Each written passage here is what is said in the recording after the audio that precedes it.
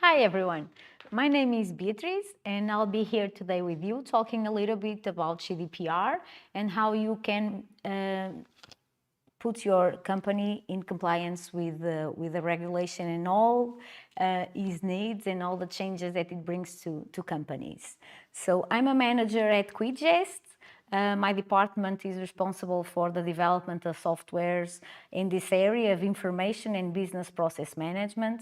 I'm a certified privacy professional by EAPP, and I'm also a certified project manager by IPMA.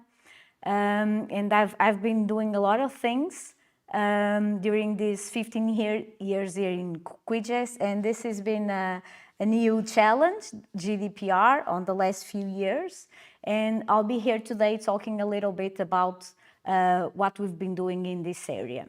So the agenda for today, we'll start talking a little bit about 2022, what happened in the last year, and also a little bit of what already happened this year. So I'm trying to bring also the latest news, besides talking about the last year. And then we'll go through the compliance checklists. And then at the end, I'm going to do a little bit of a presentation of our system. And in the end, I hope we have a little time for a bit of Q&A to answer some of the questions or some of the doubts that you had during the presentation. So let's start about talking the last year. Last year was very interesting in this area. Everyone that is following these GDPR groups on LinkedIn or following the news that come always in the papers or in TV, there's been a lot of movement around this area, a lot of things that changed last year. Also, the fines had a big increase last year. And I brought here some of the highlights of last year to talk about it. So I don't know if you've been following what's been happening between Europe and the States about all the problems around the data transfers. We had a little bit of development last year, and we're finally trying to reach a point of agreement between the two, not two countries, but the two biggest origins of data. So, but if you've been hearing about the latest news this year, so some of the European institutions aren't very happy with what has been drafted. So this year, let's see how it goes, if it's going to continue evolving or if it's going to have a lot of new problems this year and they're going back to the draft table, try to improve it. So also, I don't know if you've heard about the two major pieces of laws that have been issued this year, last year, the Digital Markets Act and the Digital Service Act. They are very important. They bring a lot of consequences to the companies, a lot of things that the companies need to review. And each one of these will be a whole new webinar if we started talking about all of the things that need to be reviewed by the companies and all the things that they need to comply with. So this will be a webinar on itself, but we're not going to talk about it today. And also, I wanted to talk about everything that's happening about artificial intelligence. So I think everyone heard about ChatGPT. It's a big trend this year. Everyone is asking a lot of different and curious questions to ChatGPT. But this also carries some issues and concerns for all the privacy professionals. Of course, it's very interesting how it can collect all the information and then give you responses to several types of questions, but it also raises some concerns about how it's treating the personal data. And this is going to be a major concern, as you know, or if you don't know, I'm telling you. the European Union is working on something that's called the Artificial Intelligence Act, and they were on a good way to finish when this came up. So this year, this is probably going to have also a great impact on what's being done, because they need to make sure that they are finding a way to regulate ChatGPT and other similar in artificial intelligence engines. So this is going to be also a very important issue this year. Also, something that's probably a little bit more near to the heart, at least for everyone that's living in a big city. This is all the major smart cities projects that are coming our way or are already implemented in our cities, because of course it allows us to have a very good management of some of the city resources, but also it might bring some privacy issues. And also this is a big topic. It was a big topic last year, and it's going to be a big topic this year too. So keep watching the news and catching up on this information, because it's going to be an interesting issue this year. So also about a little bit of the laws, what happened. We talked about the agreement for data transfer with the European Union and the US, but there are also other developments. I don't know if you've heard, this is very recent, it only happened yesterday. So the UK was planning to review their GDPR laws. They were drafted according to GDPR, but after Brexit, they wanted to review everything that they were doing on some specific points that we don't have time really to detail here. But what was very interesting is that the new law was proposed yesterday, was published yesterday, the proposal. And it brings some important difference from the GDPR framework. And let's see how this is going to play, because what happens here is after Brexit, UK was declared, I don't know, how do you call it, was declared a country where you can transfer your information according to GDPR. And what happened here is that this is going to be reviewed each 4 years. And if they're changing their GDPR laws or the data protection laws in this case, this might have an impact on how we can transfer data in the future from the European Union. So this is also a very important topic, at least for companies that transfer data to and from the UK during these years. Also, very interesting that some other countries, even countries that didn't have a good privacy tradition, are also working on their own laws. So this is very good, because we are projecting the importance of GDPR and privacy to other countries. For example, Indonesia passed last year their personal data protection bill, and this is very good. Also in Australia, they came up with increased fines especially for companies that have repeated data breaches. So companies that aren't really probably, let's say, working on the data breach and implementing extra measures to make sure that it doesn't happen again. So this is also very good. And a lot of changes, for example, in Argentina, also they reviewed their data protection law.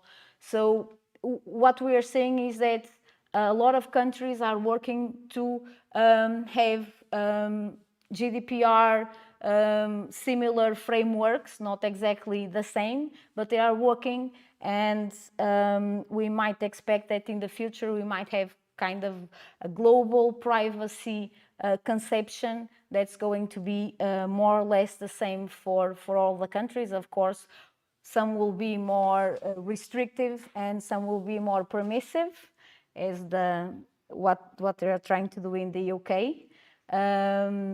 But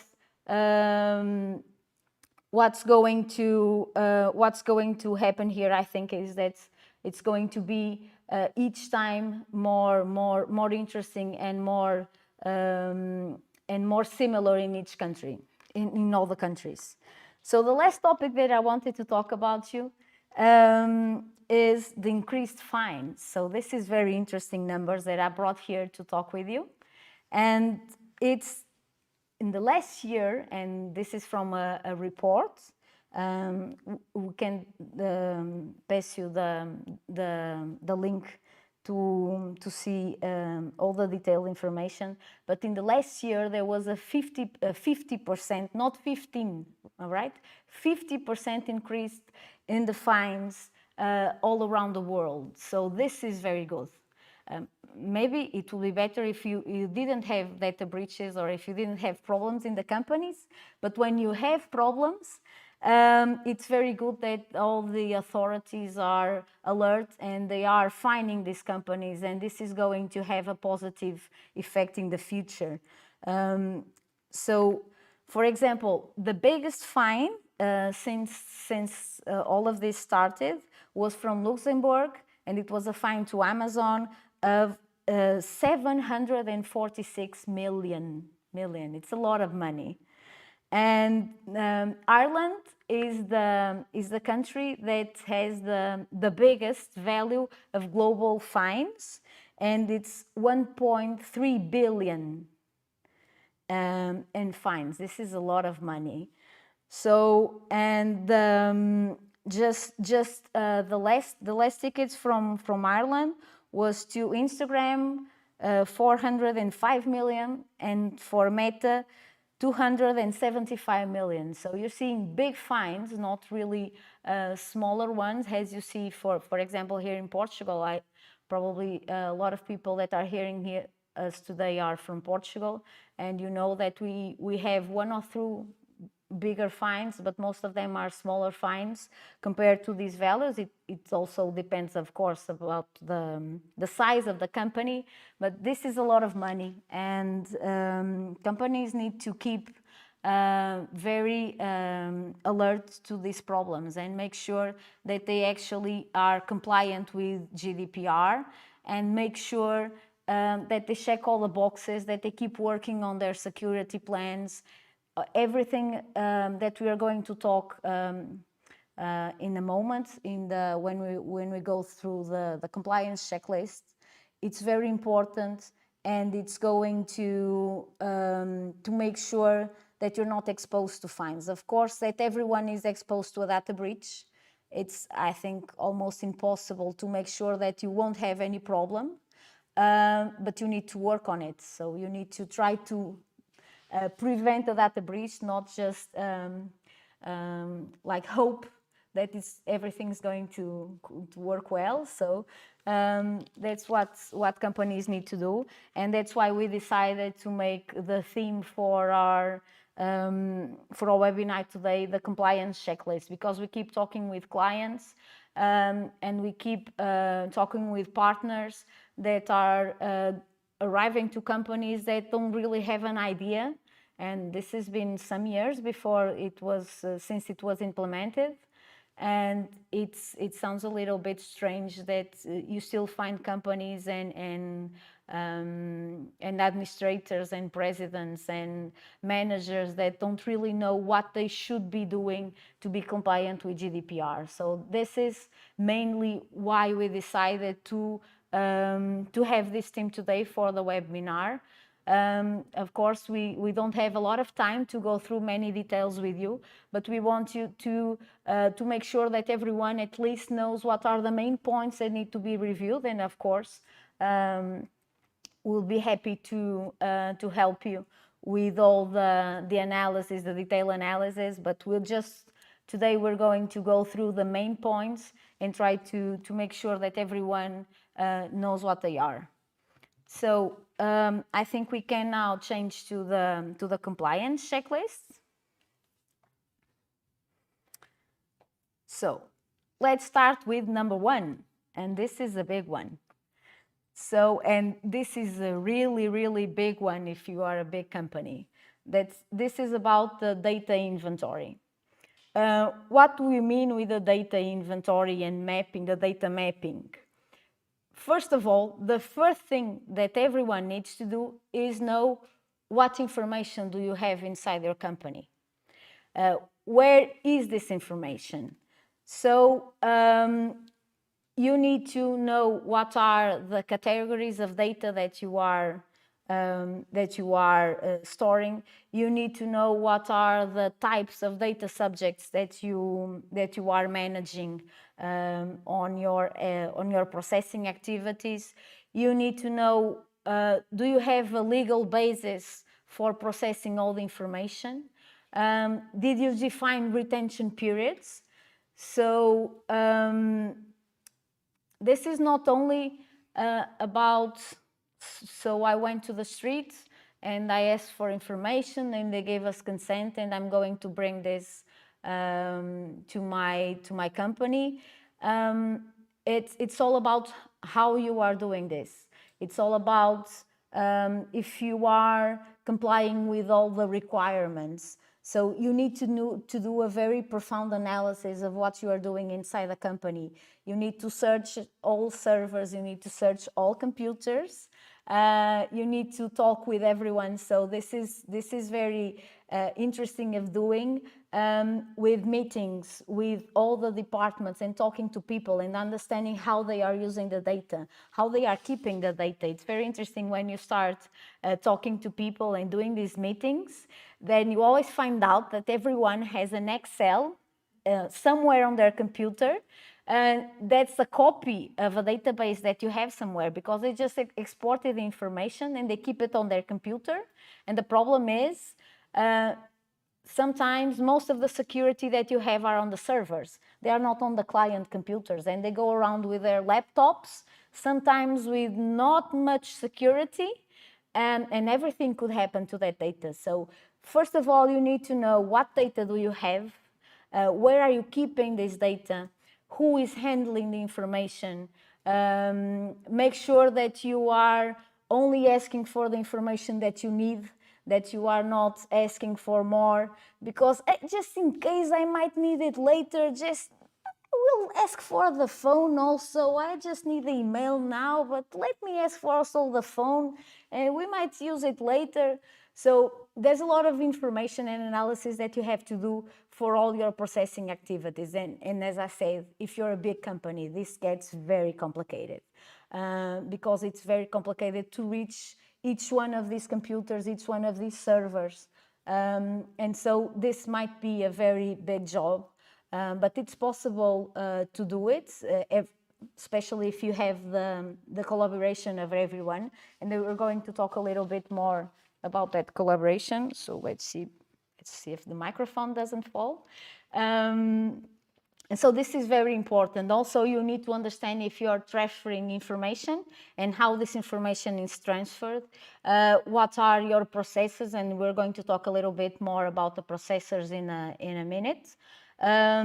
But you need to make sure that everything is right, that you're not, for example, collecting the information for one purpose and using a legal basis, and then just taking all that information and those nice databases of email contacts and just sending newsletters or just sending some information about that spectacular new service or software that you're going to sell. So this is a very important part, is to understand how you are collecting, how you are storing, how you are using all the information. And so this is a very important part.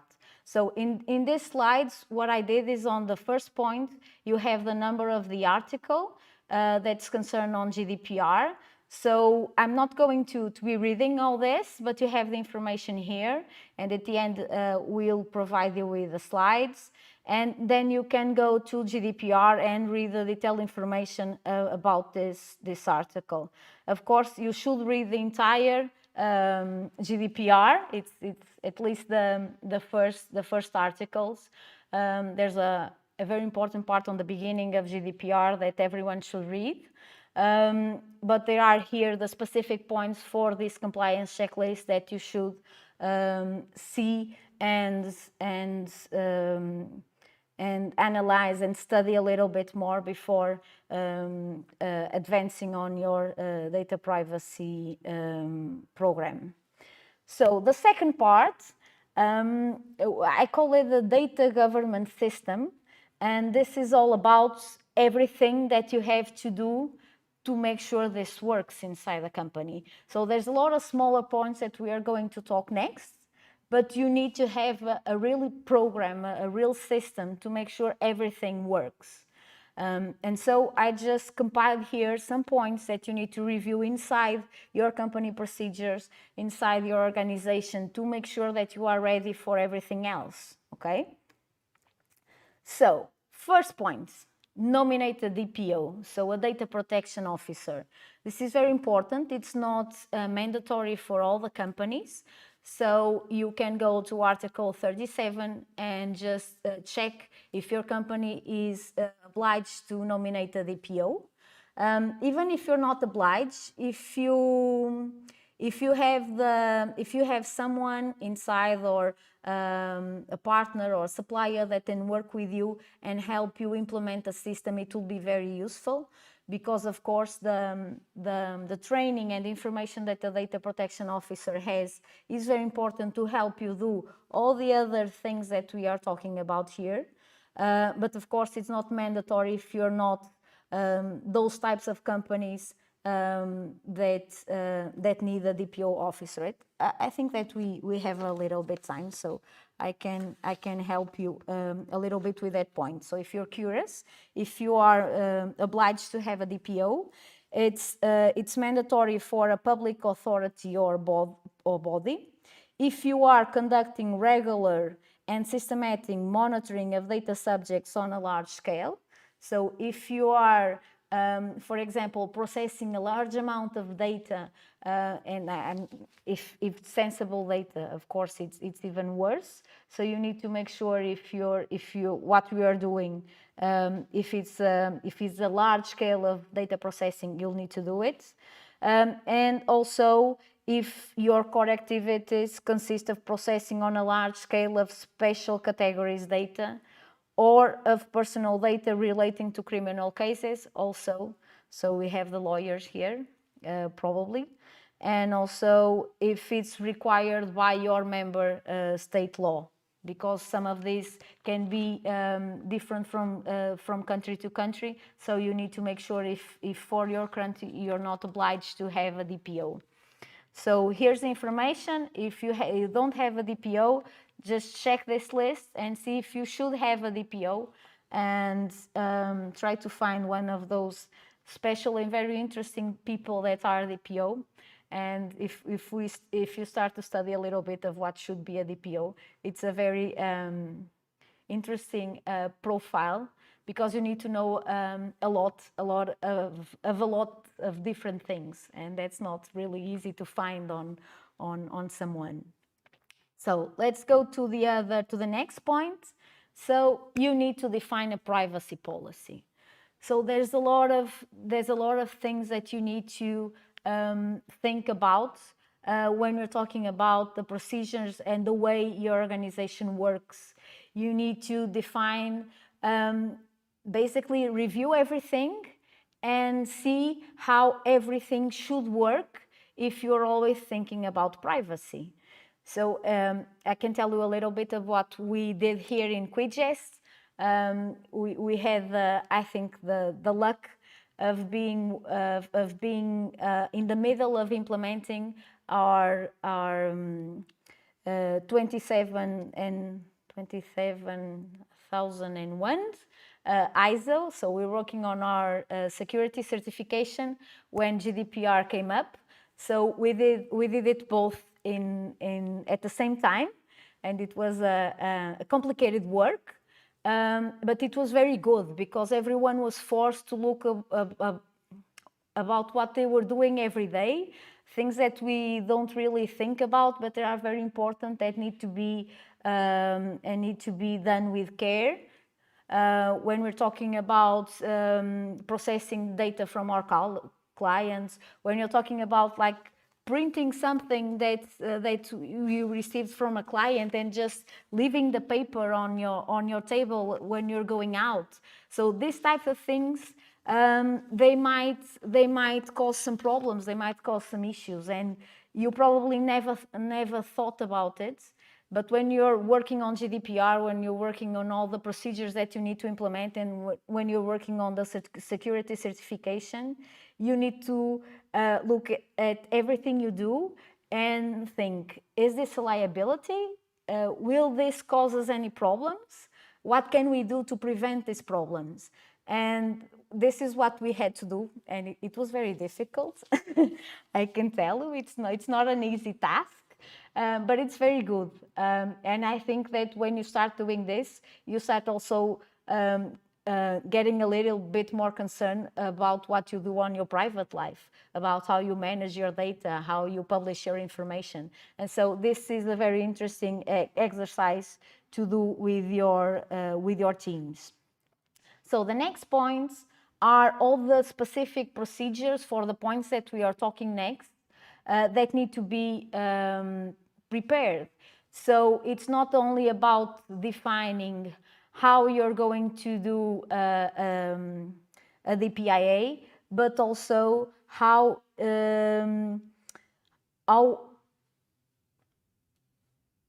what are the procedures, what is the workflow. So if, for example, we are a software house, so imagine that we're going to develop a new software or a new app for a client. So there's a lot of analysis that need to go before, that we need to do before starting something like that. We need to see if we are thinking about the correct way to authenticate the users, if we are protecting the information, how we are going to build a system, how it's going to be installed in the server, and a lot of points that we need to consider when we're developing a new software.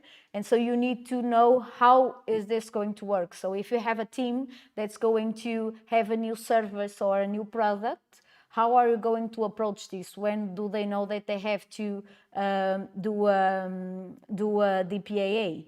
So how are they going to decide it? So this is very important. The same thing when you're talking to responding to data breaches, you need to have a team, you need to have a procedure defined to be able to respond to data breaches.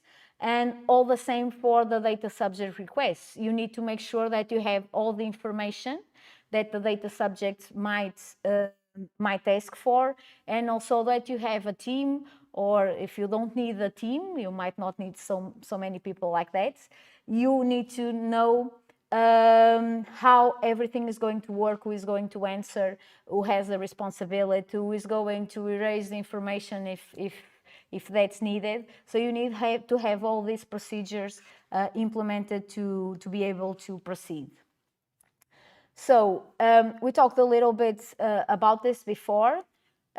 This is all the access and security rules. So if you take a little bit closer to this card that I have here hanging on my chest. So this is a security card. I can't go anywhere inside the company without this, and I'm not allowed to go into each room. Some rooms are only limited to some profile of users, so it depends on where I need to access. And so everything is controlled by this card. This is a very simple example of security rules and access control that we have here inside the company, but there's a lot of things besides that need to be reviewed and implemented when you're talking about this privacy requirements. And the last point, and this is not really 100% complete list. You might have other procedures depending of the type of organization that we have, but it's the training part.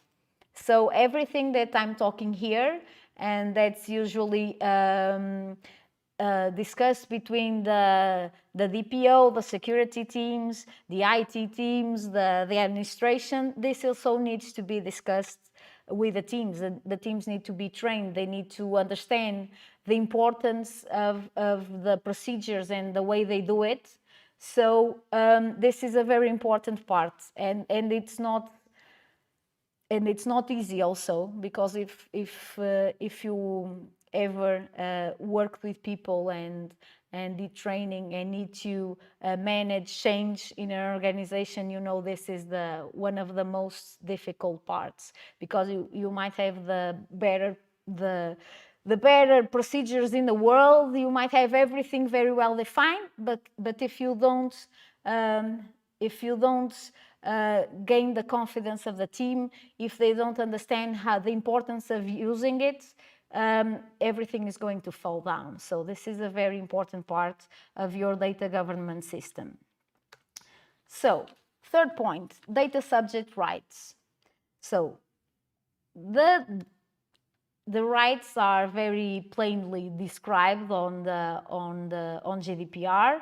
There are several articles that go through the different types of rights of the data subjects. You have the right to information and to access that are very similar, that grant the data subject the right to access the personal data that you have stored on your organization, but also the right to know how it's used, how it's going to be stored, what are the legal bases, what are the retention periods. So a lot of information about the data that you have on your company. Also the right to rectify their data if everything is wrong, if it's incomplete, if they need to change the information. The right to data portability, and that's very interesting, and I think very useful. From some cases, imagine that you are being treated in a hospital for something, for a disease, and then you need to move home, and you need to change your doctor. And so you have the right to ask for your personal data that was collected in the hospital, and to be able to transfer it to the new hospital. So this is a very important right. I'm always thinking about health data, but of course it could be applied to other type of data, but this is the one that for me is more useful, because I changed homes some years ago, and for example, my dentist information was all on the first dentist, and the new dentist had to collect all new information just to be able to start treating me. So this is a very useful right. Also, the right for erasure, or the right to be forgotten, and this is a little bit different one from the other, because when we're talking about the right to be forgotten, you're talking about more about the cases where you search yourself in the internet and you find a page with something about you that shouldn't be there, or you find information on Facebook that someone published without your authorization. So this is something that it's a right that you can have to change it, and also the right to ask for the elimination of your information. Also, there's a middle point that's asking for the restriction of processing all the information. And this is like a middle part of, instead of asking for deleting information, you're just asking to restrict the way that they are processing the information.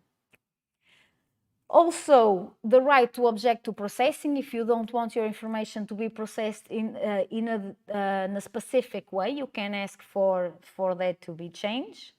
And also, you need to also to have the right to not to be subjected to an automated decision making.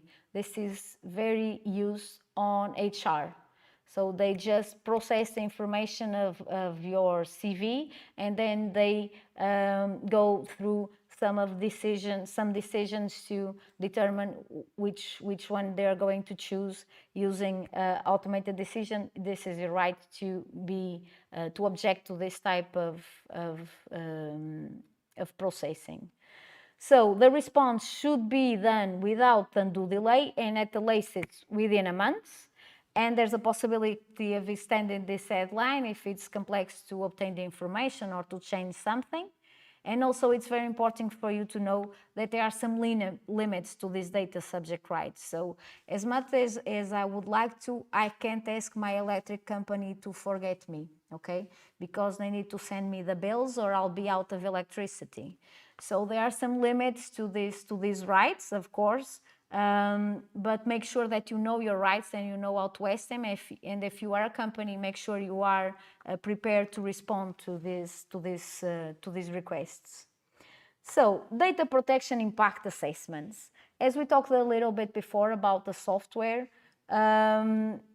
you need to evaluate processing activities. You need to know if they have a risk for the rights and freedoms of a data subject.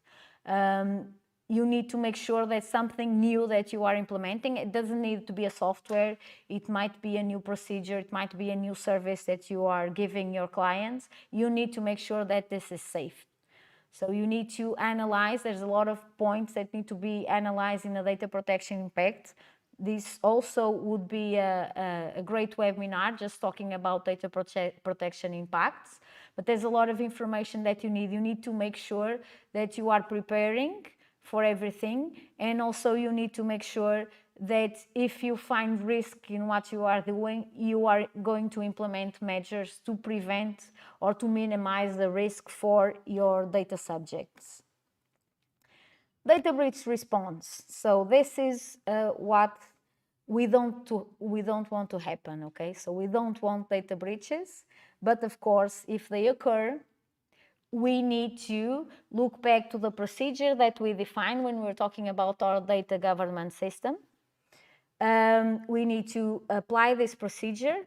We need to inform our supervisory authority also without undue delay, but at least within 72 hours of becoming aware. And I'm saying becoming aware because sometimes we don't become aware that there was a data breach sometime after it happened. So, but if after you are aware that you had a data breach, you need to make sure that you report this information. And also, depending of the cases, you also need to inform your data subjects, and this information needs to be given to the data subjects in a very clear and precise way, so that there can't be no doubts of what happened and what they should do to prevent a problem. Everyone, I think, along these years probably received an email saying, so we had a data breach, you probably should change your password. And this is an example of communication with the data subjects. And of course, you need to implement measures to make sure that this doesn't happen again.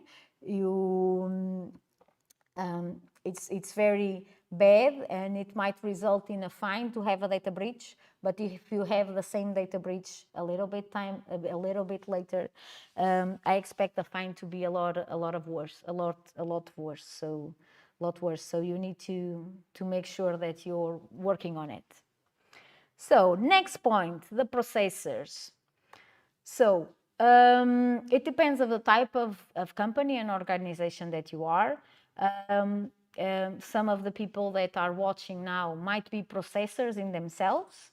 And so what's really important here is that to be considered a processor, you need to be working according to the rules and determinations of your controller. And so it's very important to have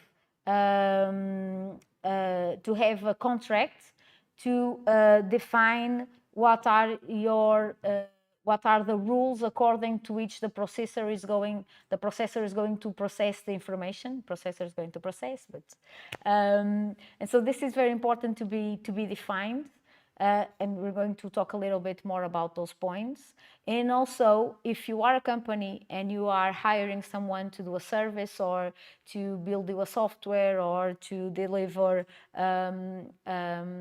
hosting for a software, for example, don't forget to do your due diligence. You need to make sure that this processor that you are selecting is compliant and it's going to keep up with all responsibilities that they have.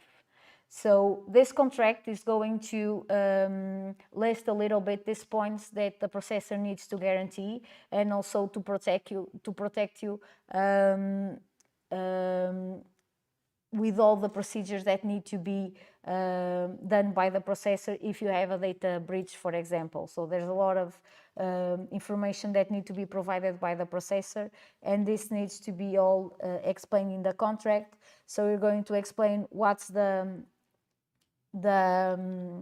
subject of the contract, the types of personal data, also the categories of data that's going to be worked, all the obligations and rights of the controller, and also the responsibilities of the processors. So this is very important, and you need to audit this information and make sure that everything is going well during the contract. So the last point that we're talking about is system development. So there are two very important points that aren't really new, but were enforced by GDPR. And one is data protection by design, because you need to make sure that you think about data protection early. You need to be developing the system and thinking about how you're going to guarantee the privacy of the data subjects. Are you going to make sure that everything is done according to GDPR? So this is a very important part. Also thinking about what I said before about data minimization, not collecting information that you're not going to need. And the other, not new but very important part is data protection by default. So you can't just have the tick already done and ask for their consent. So you need to have all the data protective settings as default. Make sure that when a new user comes in, privacy is already implemented, and they can choose to open something if they want to, and just make sure that you are only processing the necessary information.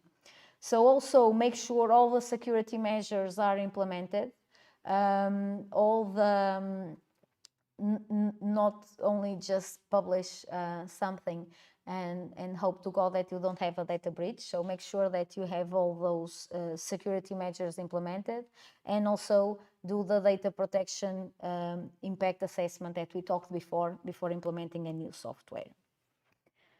So we have a little bit of a run here around the compliance checklist. As you see, there are a lot of points. And it's not just because I'm a software vendor, okay? Not just because I earn my living developing software, but I think that some of these points are very difficult to implement without the software. So what we did here in Quidgest when GDPR first came out is that we tried to see how can we help our clients, how can we help companies be compliant. How can we find a way to register all the information that they need, to have wizards and workflows to help them through these points, and to make sure that they already have too much to be concerned about, and that there's something on the software that's going to help them and take some of the load out of their backs, and make sure that they can be focused on what they really need to do, and everything that's concerning the information that you need to manage is on a very complete system. So what we started to build on the system, of course, is the data inventory. As I told you, there's a lot of information that you need to collect about your processing activities. And so what we did here is to build the wizard, because some of our clients aren't very clear about the information that they need to collect about their processing operations. So we built a wizard that helps everyone to know which information to collect, how this is going to, how this should be reported in the system. And so they just go through the user through the wizard and register all the information that they need to fully describe a processing operation. Also, in this component of the data inventory, we have also the mapping of all the storage, of all the repositories, and we're talking about databases as SQL or just files like Excel, So all types of information about of types of storage that you have for your information. Also the paper archives. So everything could be registered here, and when you need to provide information to your data subjects or to your authority, you have here the information and a quick way to search and to export the information to your to everyone that needs to access it. Also, for the data governance system, we developed the component that helps you track everything that you need to implement. So you just come up with a checklist of things that you need to implement after your assessment, or after a data breach, or after a data protection impact, and you just have to register it on the system. You go through your through the list of responsibles that you have for that checklist. Also give them deadlines, and the system will have notifications to help you keep track with everything that you need to do. So this can all be done in the system. Also, we built a workflow component that helps you with new processing activities. So if you want to implement a new system, or if you want to bring forward a new service for your company, you can just have something implemented on the workflow. You can go through approval processes. You can go through the impact assessments. You can go through all the points that you need to analyze before really initiating a new processing operation. Everything could be defined on the workflow. This is not hard-coded, so we implement a workflow that better works with your organization, and just to make sure that you have all the approval steps that you need before implementing a new processing information operation. Also, with the data subject rights, you have the possibility to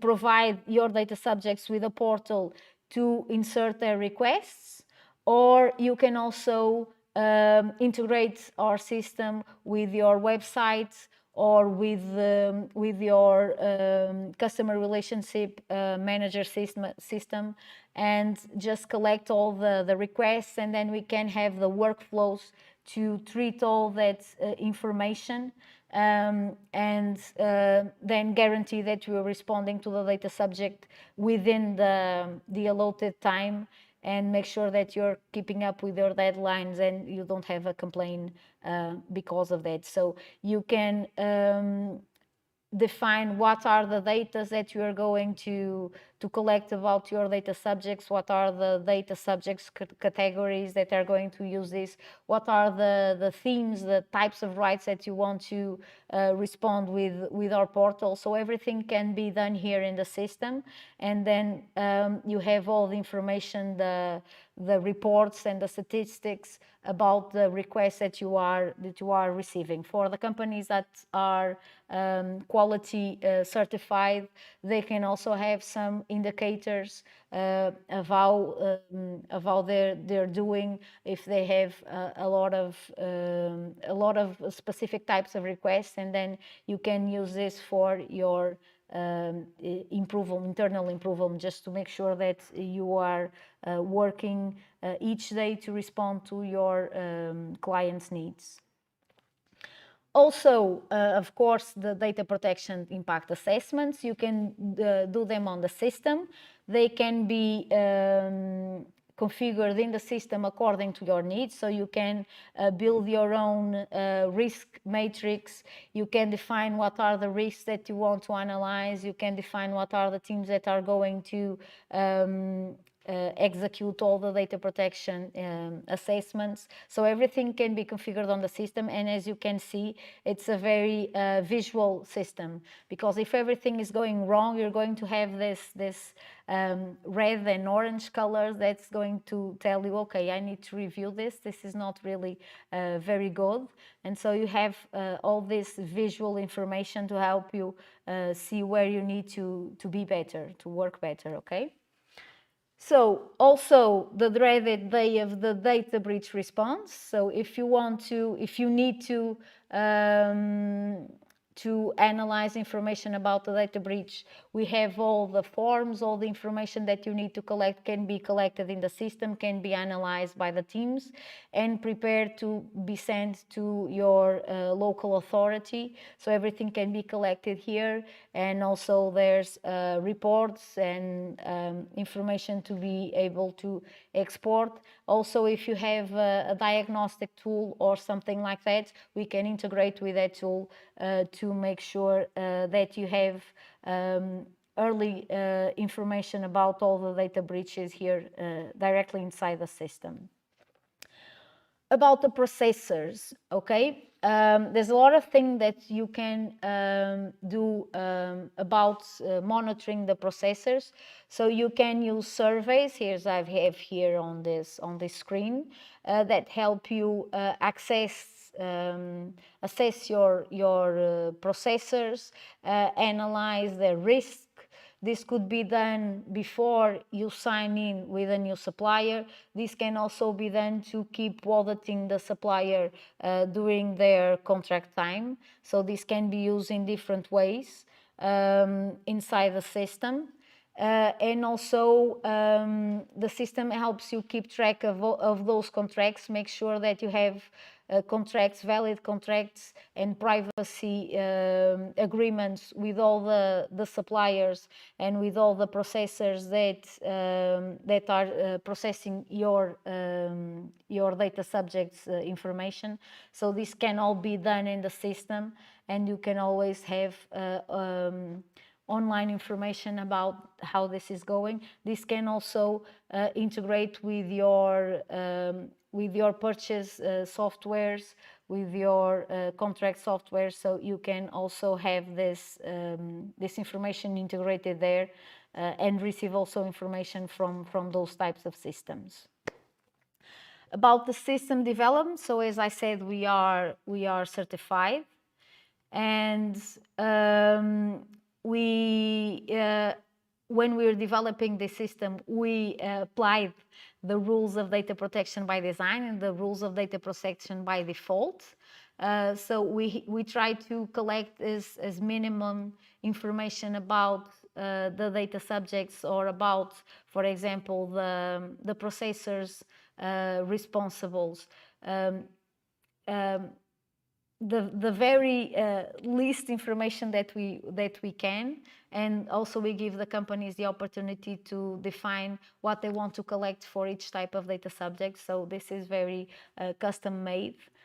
Also, we have different options of authentication, so you can implement the one that's more adapt to you. For example, here in Portugal, there's also a possibility to authenticate in the system using your citizen's card, or I don't know the translation, the chave móvel digital.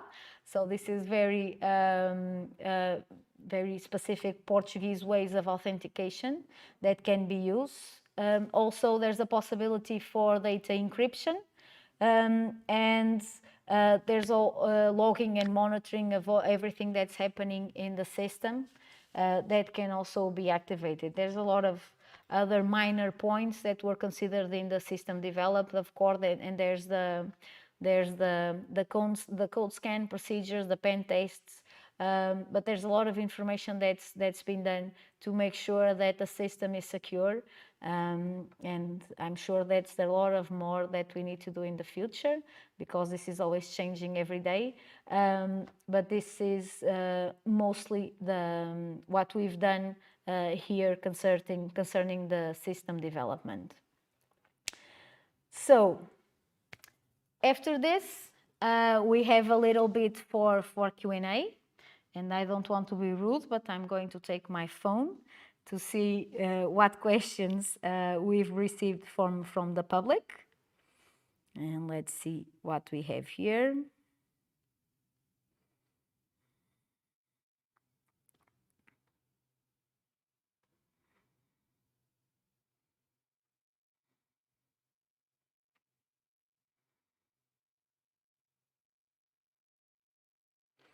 So I have here a question. It's a very interesting question, because Our company is dealing with a lot of data subjects requests. So actually we have different experience with different clients, but mostly what we've seen is that data subjects send more requests when they are mad about something. So imagine that I'm having a problem with a company, that there was a service or something that was supplied that wasn't working well. And so because I'm mad with the company and I'm already complaining about something else, I start complaining also about the privacy issues.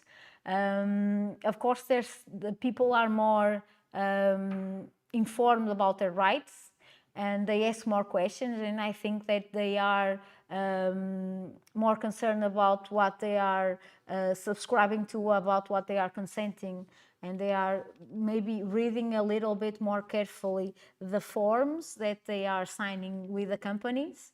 But I don't think, at least with our clients, that there's a lot of data subject requests. There's a curious fact that in some cases they have people that try to invoke rights on behalf of someone. That's something that's not allowed. For example, a company, they try to ask for something to be done to the data of all their employees. And this is something that can be done, that can't be done in this framework. So this should be asked for by the individual data subject. So there's a lot of interesting things, and also people that try to ask for their data to be deleted when actually what they want to is to stop receiving newsletters. So sometimes there's also misinformation about how to use their rights and what are the limits of these rights. So let's see if I have another question here. So should software IT services companies have privacy contracts with their clients? Yeah, of course. So what happens here, and this is a very important part, because what happened in some cases is that a processor had a contract with a client and they are providing an IT service or they are providing a software, and usually with the software you have help desk and most of the times access to the software and the databases. And what happened is that they didn't review the contracts, and basically when you are a processor and you don't have a written contract or some document that defines how you should process information, basically you are working as a controller. So this is a very important part, because your responsibility as a controller is different from your responsibility as a processor. So if you are a software company, if you are an IT services company, you need to make sure that that you have a contract, that you have something that defines everything that we talked before, that was on the other slides, that mainly are the rules and procedures on how you should process the data. Because if you don't have something like this, then you are basically working as a controller, because you are the one that's defining how everything works. And that shouldn't be done like that. So make sure that if you are in a situation like that, you review that information. So let's see. There's another question. So I think we have time just for one last question. And this question is, what are usually these limitations to the rights of subjects? So an example is the one that I talked before.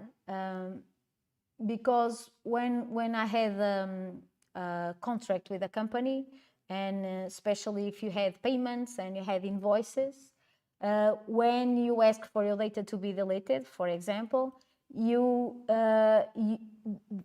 all your data can't be deleted, because by law, at least in Portugal, you have several years that the companies are obliged to keep your personal data because of the invoices. So they need to keep all this information in the case of Portugal, during 10 years, to make sure that they can justify all the invoices and all the financial information that they have.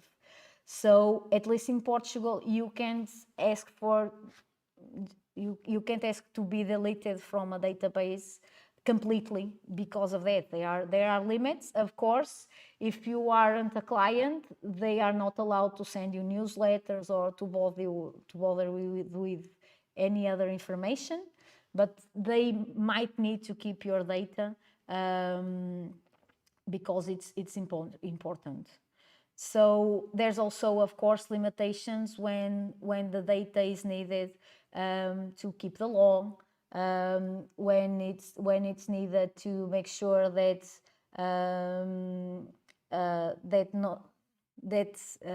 there isn't a third party or other persons that are going to be affected by something that you've done. I imagine in the case of a pandemic or something like that, you also in the TVs that the processing of data information along that period wasn't as GDPR compliant as it could be because there were other priorities. And so these are some examples of limitations that can be used. Okay, there's just to finish, there's one comment in LinkedIn. Said she was very shocked about the 50% increase in fines almost 5 years after the regulation was put in place. And she said also, great tip to practice data minimization whenever possible. Yeah, I was shocked also. And I think that probably next year we'll still see a great increase in fines.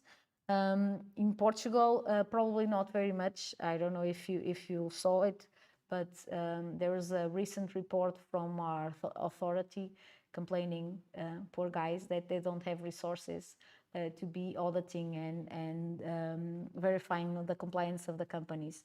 So we're not seeing more fines in Portugal because they don't really have resources to be fining all the companies that should need to be fined. But I was very shocked also. So I share the same problem.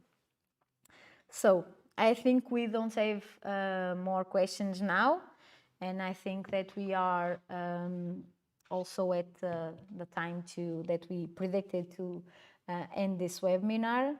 So I just want to end talking a little bit about what's going to be in the next webinar. It's going to be about another very hot topic, anti-money laundering. So it's going to be on the 15th of March at 3 p.m. also has our webinar. So just keep subscribing all our information and keeping track of all of our LinkedIn channel, and you'll see more information about this webinar soon if you are interested. And also just leave you a teaser information. This year we are preparing a GDPR event with a very interesting and well-known in the market partner that I'm not going to unveil just now. So keep trailing our LinkedIn sites, our website also, and we'll tell you a little bit more about this in the next few weeks. And also we'll have other webinars if you're not interested in anti-money laundering. So just keep tuned and you'll know a lot of more. Oh God, you know a lot about these new webinars in the future. So thank you all. It was a pleasure to be here with you, even at a distance. And hope to see you soon in one of our events or in our webinars. Or be free to call us or email us and ask for a meeting if you are interested. So thank you.